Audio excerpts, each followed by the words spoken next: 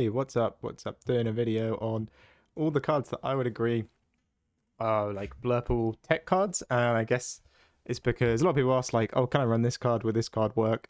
In my opinion, from the standard JDR list that we have, these are all the cards that I'd say I feel would acceptable to um like tech in for certain matchups and try and improve certain percentages into certain things. Maybe like your local area, there's a lot of Ruby Sapphire, or maybe there's a lot of Amber Steel.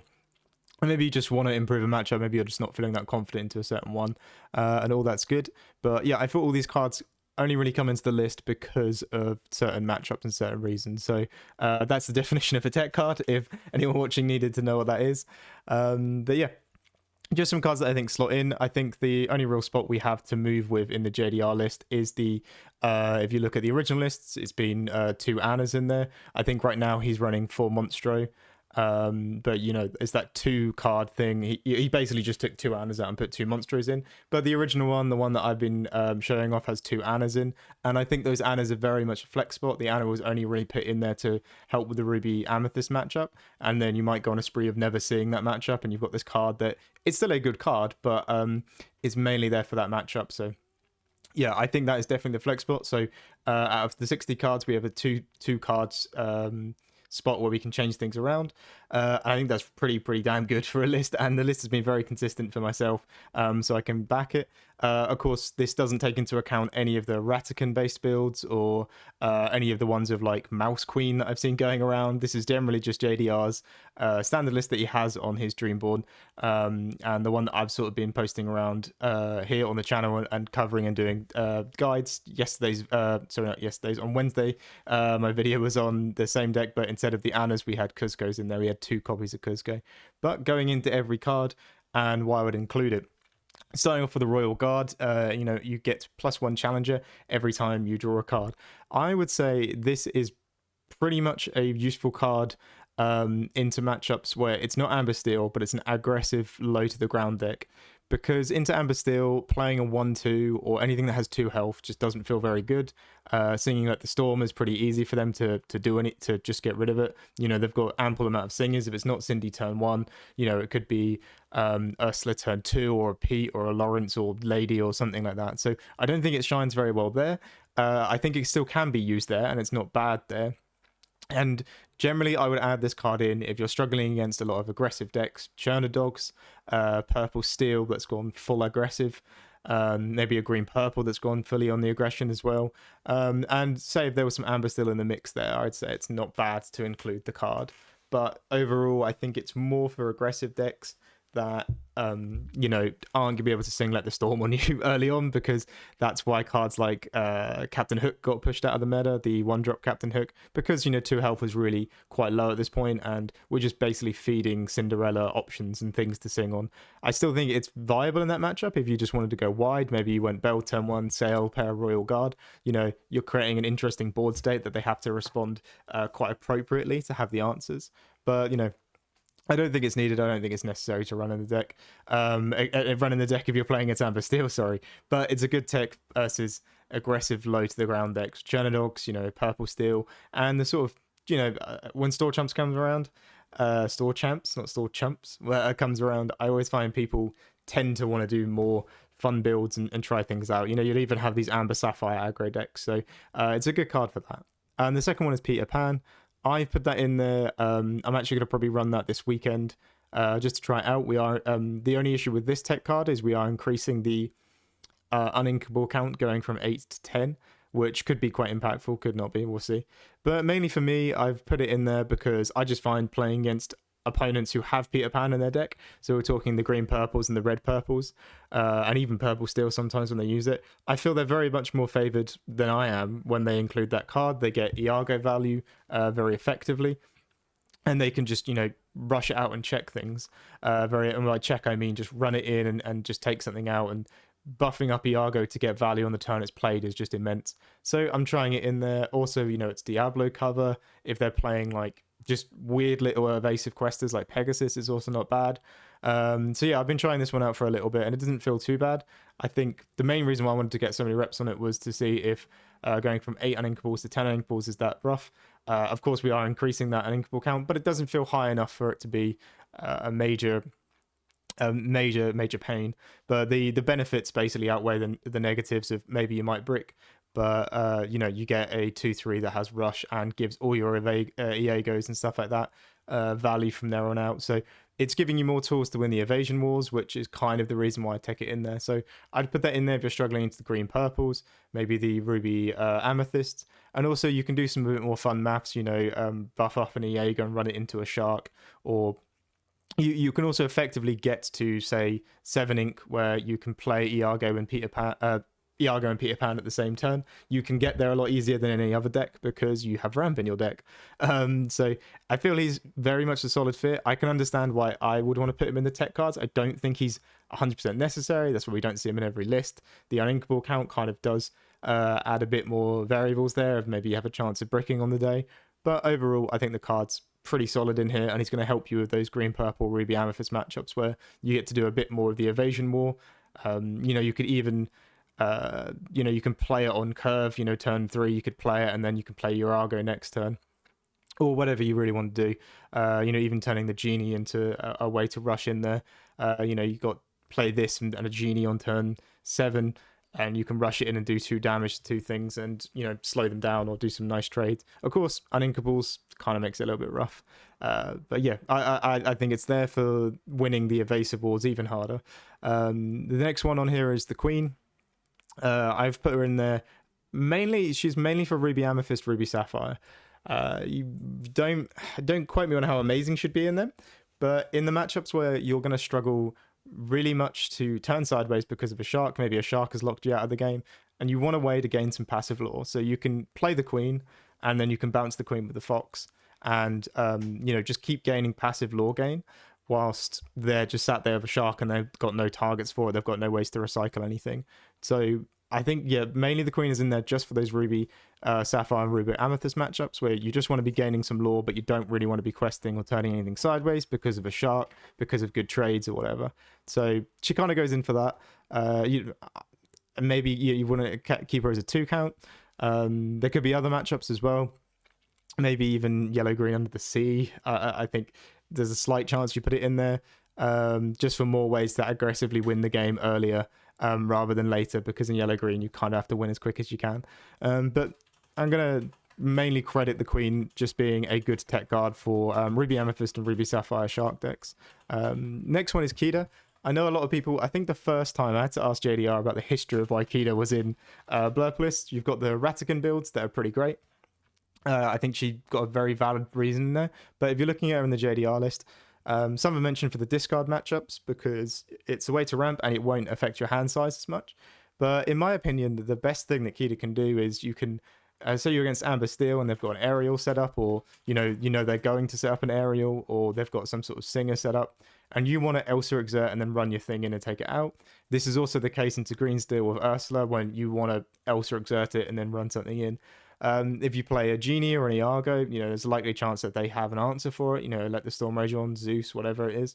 So Kida is something that can sit on the board, has ward, and you know she's going to be there the next turn. There's no way for her to be removed, and you've got 3 damage to do with what you want. And if you pair that up with Elsa, you've now got 5 damage to do with what you want with it. So I think she's, in my opinion, probably completely wrong, but I think she's there mainly for an Amber Steel reason. I think the options that have been mentioned about her being useful into discard decks because you don't hurt your hand are also very valid, because you know you're not going to be removing cards from your hand when you use her. But I think the way that the JDR build is done, that you have friends, you have finders keepers, genies, Tamatoa, like I think I counted it as like 24 cards that say draw a card on it, you know. So draw a card or do something that will help you get a card in hand. So I don't think you really need to worry too much about the discard matchups. You'll always be outdrawing their discard unless they triple Prince John discard you.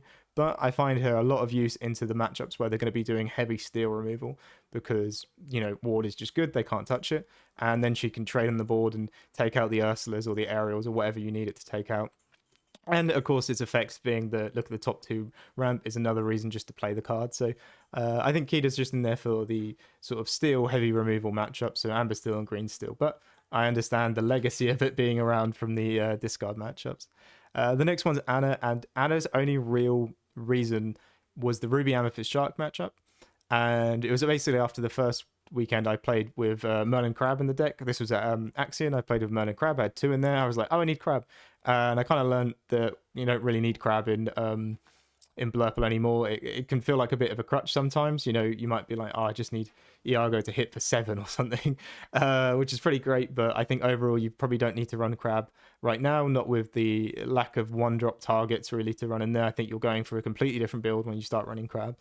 So after the first weekend, I found the card to be fairly pointless in the list. People are going to probably hate on me for that. I probably should have put Crab in the tech cards, but I haven't. Here we go, going on a tangent. But I asked sort of what else to include. The matchup that I really struggled with the most was Ruby Amethyst today. He mentioned to include Anna, because the issue with the Ruby Amethyst matchup is you can't really Hades their sharks over and over again. Eventually, they're still using Amethyst card draw, so they won't gas out and run out. They will just use Finders Keepers and be at like 11 ink and then play another shark or play 2 characters on the board or play a location or do whatever. So it's kind of really horrible to ever play Hades on it. And one of the main major things you have into that matchup is that you ramp and they don't. So you play with an ink advantage. If you're even getting away from that ink advantage and letting them get to those power plays of 9 ink, Peter Pan and Shark, or 11 ink with a location and a be prepared, we're kind of getting to a rough spot. So we need to find a way to answer the Sharks without it sort of being very negative to us in tempo wise. So Anna came in, you kind of just ramp and then play her out. The only real answer they would have is Elsa exert it and run enough things into it, and then from there on out, every Elsa in your hand, you exert the shark, you quest with Anna, you buff it, you get a card draw and you run it in, and because she's a 3/6, it's unlikely they'll be able to remove it again. So she's pretty much in there for that. I'll admit, into Ruby Amethyst, when that lines up, that scenario I just said with the Anna and the Elsa, it's pretty amazing and it's probably going to be game winning, but it doesn't always happen.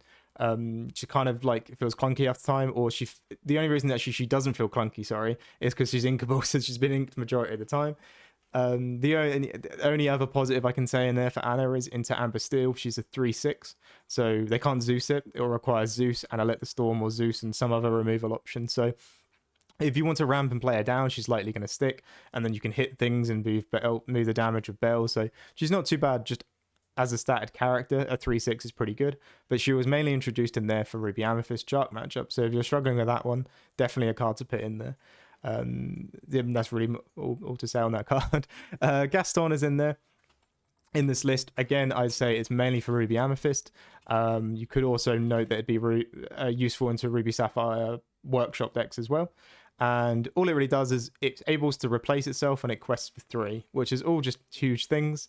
You play it on the board, it doesn't hurt your hand size because you get to draw another card, and then it will quest for 3, so it's a threat they kind of want to deal with. They're going to have to do something about it, and if you're in a position where you could maybe Fox bounce it and play it a turn later, you've got 3 lore, you played it, replaced itself, and then you're going to get 3 more lore as well. So you're just going to continuously out-tempo and out-advantage them.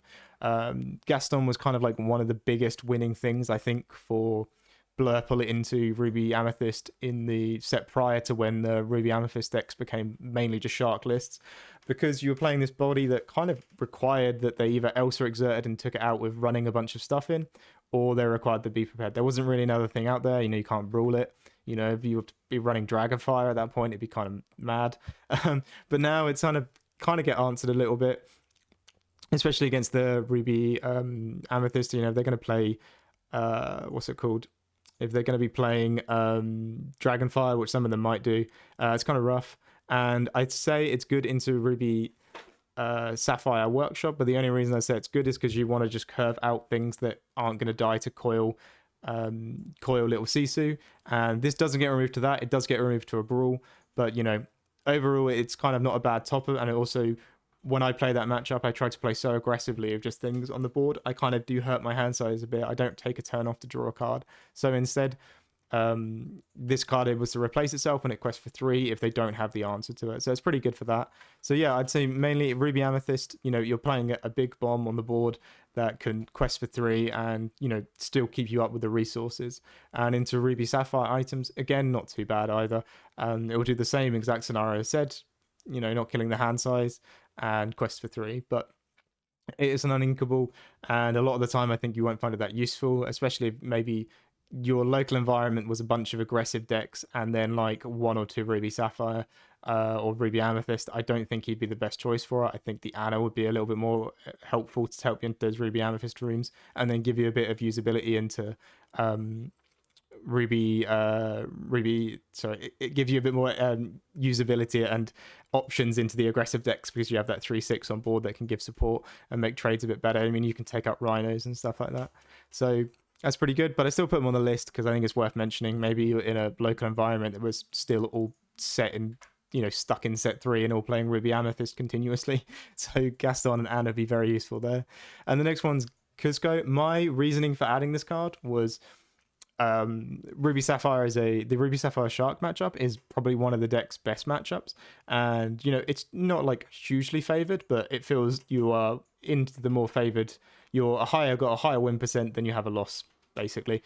But they were starting to add the Merlin Carpet Bag into that list, and I felt that was something that could maybe ruin the matchup a bit, because you kind of win by just out resourcing them. They will go through some towers and some porpsicles if they're lucky enough to find the porpsicles early, but eventually, finders, keepers, friends on the other side, genies, all your cards kind of draw you more cards, and you just Hades any shark they play.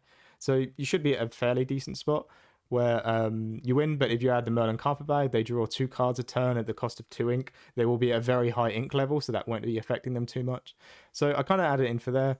It's also just good to cover like locations. They managed to get Be Prepared and play the manas down, and you haven't found your monstro yet, you can use Kuzco to remove those locations, and then into like an open field where you don't know when a location could be coming out of someone's list, because in Store Champs a lot of people like to play more interesting things. Kuzco is very good for that. He's just going to give you that cover of locations and also items. I think actually definitely worth mentioning, like if you play against a green purple with an emerald chromacon, like those still around, they still appear sometimes, so it's good for that. But mainly I'd say you definitely put it in there for Ruby Sapphire Carpet Bag. That's like pretty much its only reasoning. And then overall, but you can kind of cover all the location stuff and any random items as well. And sometimes it was a lot of the time for me when I played with Sapphire Steel, I liked running cards like Rise of Titans or Hardhead Beast, just because I like to be able to cover everything. So many times you could lose to just a rogue Emerald Chromacon that you had no answer for. So I like to put a card like that in there just to answer it all. But mainly he's there for Ruby Sapphire Carpet Bag. And the next one is Ursula. We've got 2 left. Ursula is just there for Steel Song, I think. I see this commonly run in a lot of lists. Me personally, I haven't tried it too much. I think you're with Hades and Monstro and everything, you're top end heavy enough, but I do respect what other people put in their lists. So I wanted to mention her. The stats on her, she can't be World's Greatest Criminal Mind. She has 7 health, so Zeusing her is very awkward again. It's going to be Zeus and then something else is required, so she'll take 2 removals out of their hand. And when she can exert things for you, so she gives you an Elsa effect every turn, giving you more favorable trades.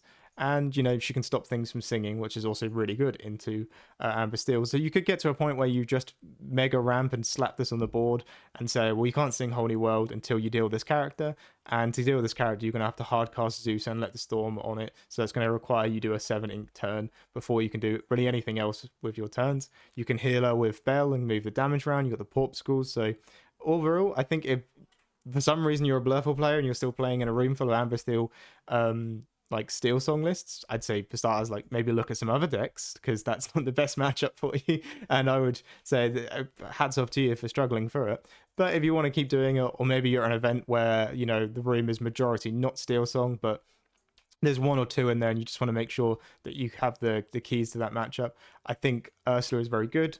But as I mentioned, you're still pretty top end heavy. Like you've got Hades and you've got Monstro in the list.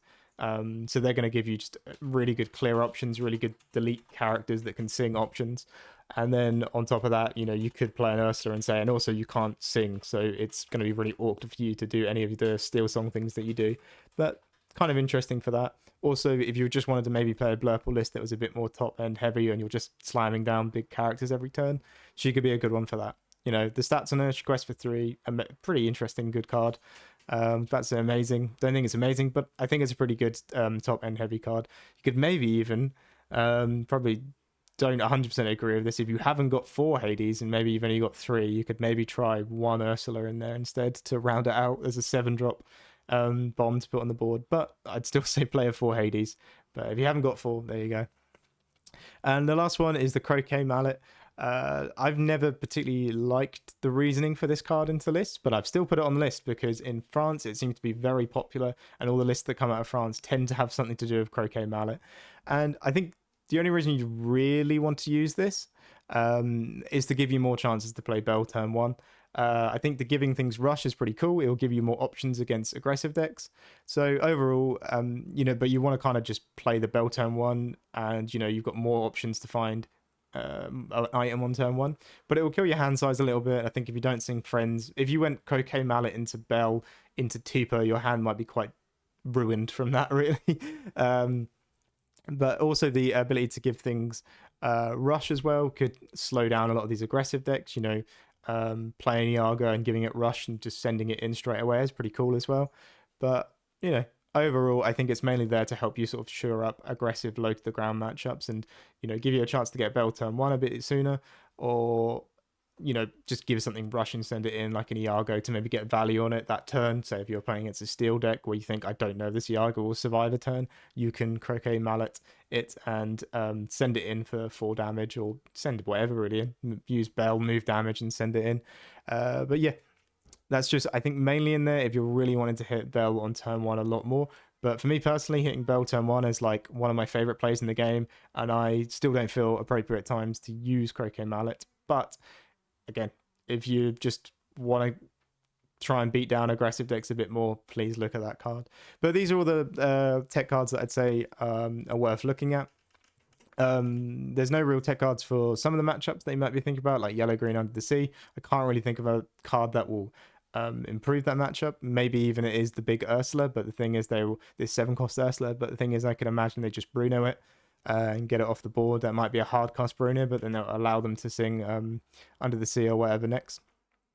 So yeah, I think these are all the good ones. Merlin Crab is probably an honorary mention, but to be honest with you, the more you play Blurple, I think the more you'll learn that you don't need it. It doesn't really fit any of the curve, and it's kind of why I've also questioned using this Peter Pan, but I do want to try it out because it doesn't really ever fit a time when you'd want to play it.